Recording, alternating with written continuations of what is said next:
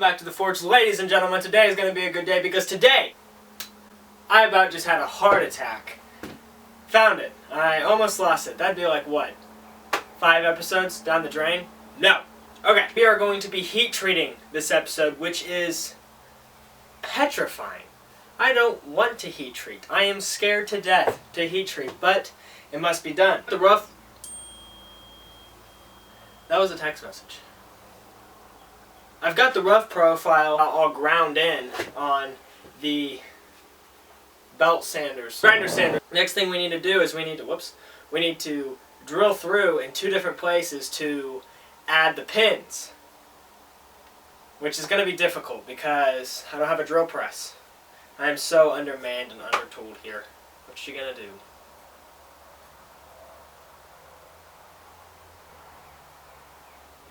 Anyway. From the half-light of Durin's day, the glistening light to shine forever. Okay, so this is the spine right now. This is hard to show. This is actually really difficult.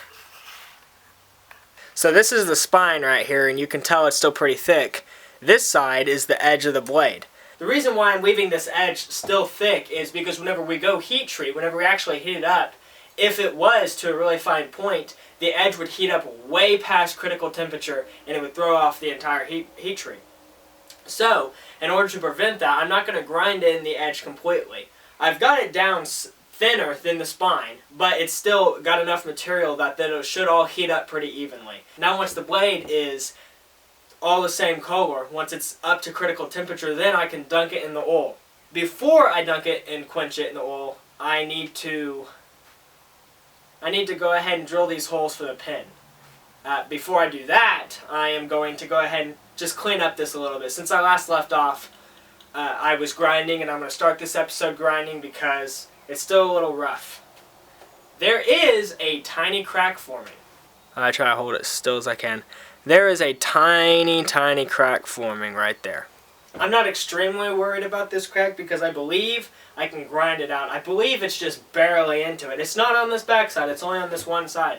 So I am hoping and praying that it's not very big. I don't think it is. It doesn't feel very big, so we'll see. I'm going to go ahead and see if I can grind it out. If you guys are new to this channel, be sure to tell all your friends. I'm really trying to get the word out there.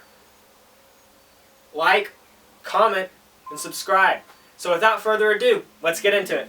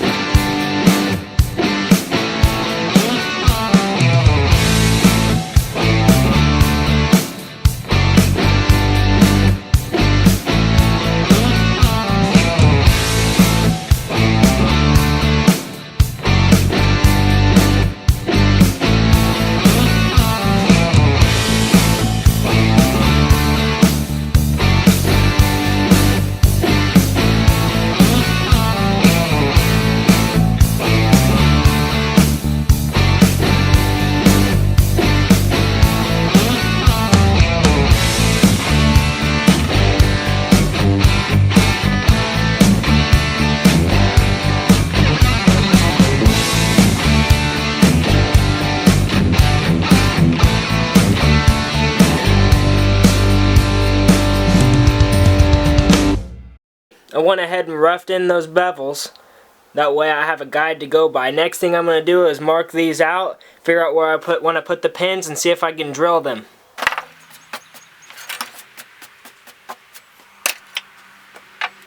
Okay. Not okay. Here's my ruler.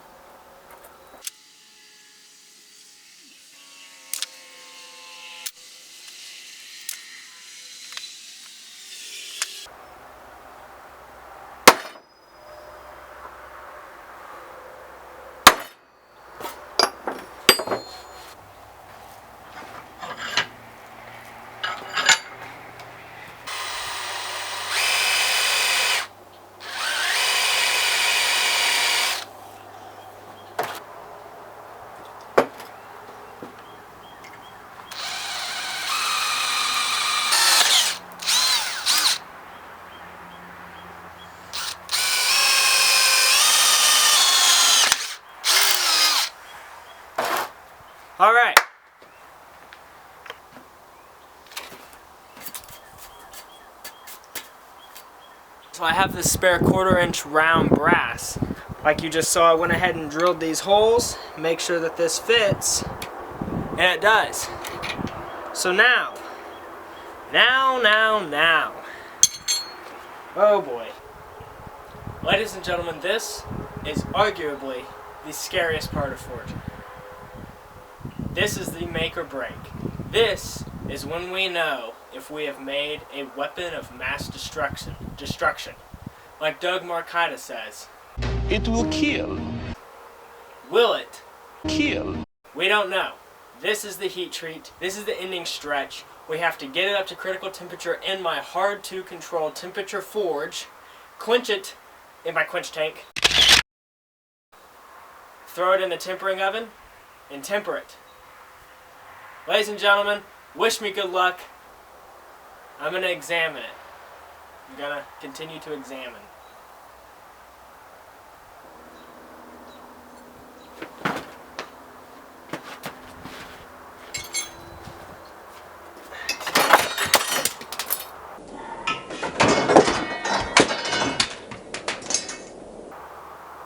Let's turn on the forge.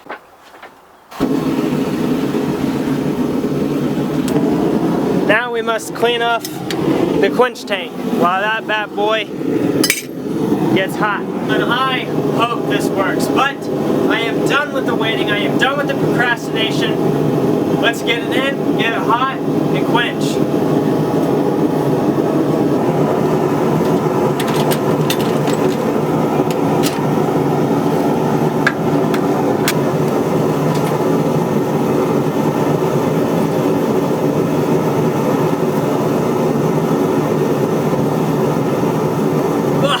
Smoking myself out.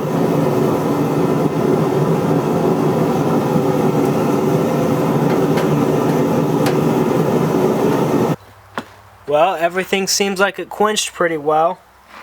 I didn't see any cracks. I don't see anything. Let's go ahead and do the file test to make sure she's hard. Now this black and gooey looking stuff is just the oil sticking onto the skin of the blade, and that's okay because most of that, actually all of that, is going to be ground off. Here is where we know if the blade is hardened.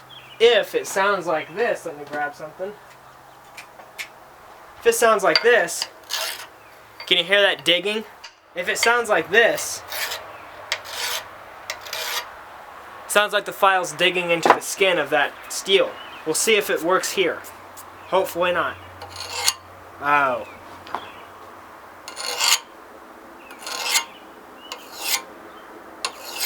No, you hear that? It's gliding. Oh yes. Ladies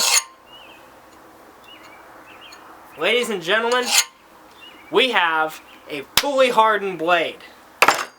It's gorgeous. Okay, now here's the thing. This blade is extremely hard, which means if I dropped it on concrete, it would shatter like glass, which is fantastic for the edge of the blade. That means that this edge, once I grind in the edge, that means it can slice through buffaloes, through wolves, through lions, which is amazing. But if you drop this thing ever, it's going to shatter like glass. So we are going to throw it into my little bitty toaster oven. We're going to set it for 400 degrees for 2 hours, and then we're going to let it cool to the touch, and then we're going to do that again. We're going to do that 3 times. That was dumb. That was dumb. That was dumb. Don't do that. Not with a hardened blade. Okay, I'm going to throw it in the oven. Let it temper. That's called tempering. So I'm getting ahead of myself. What the tempering does is it heats the blade back up and takes that hardness and relaxes it just a little bit. But I still don't want to grind in this edge and create the edge of this blade. Whenever I temper it, the edge of the blade will end up being soft and the spine will be hard, which is not what I want. I want it to be the other way around. I want the edge of this blade to be hard and the spine to be soft. So what we're going to do is put it in just like this. This right now, this is not sharp, and the spine is still thick. Well, the spine will stay thick, but the edge is not sharp yet. It is definitely thinner. I went ahead and got the bevels grinded in. I'm going to throw it in the oven for 400 degrees for 2 hours. Do that 3 times, and each in between every cycle let it cool to touch. Ladies and gentlemen, We've done it. We've done it. Alright, so the oven is already hot, sitting right behind me at my back. I went ahead and just took off the little heat, the forge scale. I ground it off, but don't worry, because every like 2 seconds I quenched it in water to make sure it did not get hot. Doesn't not hot at all. I'm going to throw it in the oven and temper it back. Take the hardness and dial it back a notch, that way it won't shatter if I drop it. In the oven we go. 2 hours. Tempering is done. This is so awkward because I'm talking to you. I'm talking to you. You got to get better at this part of the job. What do you mean? What do you mean? I'm intimidating. You know the Spider-Man thing? You know what I'm talking about? I'm intimidating. Tempering is done, but it's nighttime. So in the morning I'm going to finish grinding in the edge of the blade for the knife. I'm going to wrap up the handle so I don't cut myself. And then I will make the handle. I will make the wood for the handle. Alright. I cheated. I went ahead and had a little peek, but now it's your turn, and let me just say it looks spectacular. This is amazing. This is the closest to ever finishing a Damascus blade I have ever gotten. And let me just say, the Damascus part of the blade, glasses off, because it looks amazing. I'll give you a look.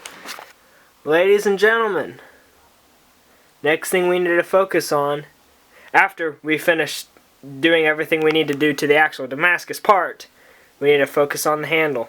Putting the handle together. Got this clamped down right here. All my scratch marks from the sander are running this way. I don't want that. I want them to run this way.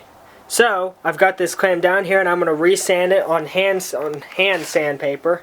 That was really horrible. And I'm going to resand it with hand sandpaper, probably starting at about 60 grit. So that's going to be fun. Hand sanding. You know they say if you're a lazy man, go get a shovel and dig. I say if you're a lazy man, go get some hand sandpaper and sand. Because this is long and laborious. So I've got this piece of metal, and all this does, I'm just going to wrap my sandpaper around it and use it to go back and forth. It's easier on my hands that way. Alrighty, I've got the camera set up here, and I know this is your guys' favorite thing, a time lapse.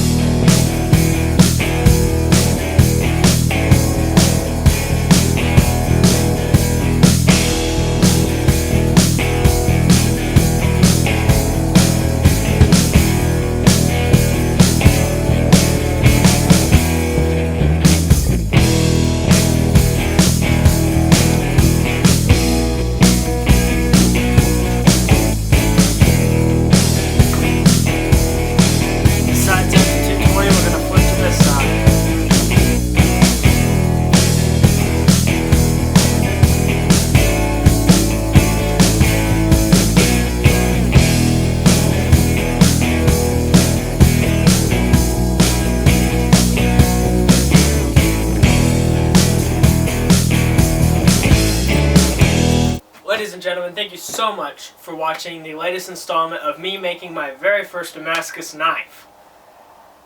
Like always, be sure to like, comment, and subscribe, and tell all your friends. I'm having a great time making everything, honing my skill as a craftsmanship. I'm having a fantastic time, and I would love to share the journey with as much people as would stand to hear my voice talk through a camera. So tell all your friends. Be sure to tell them who I am, tell them where I'm at, drop a link, just get out the word.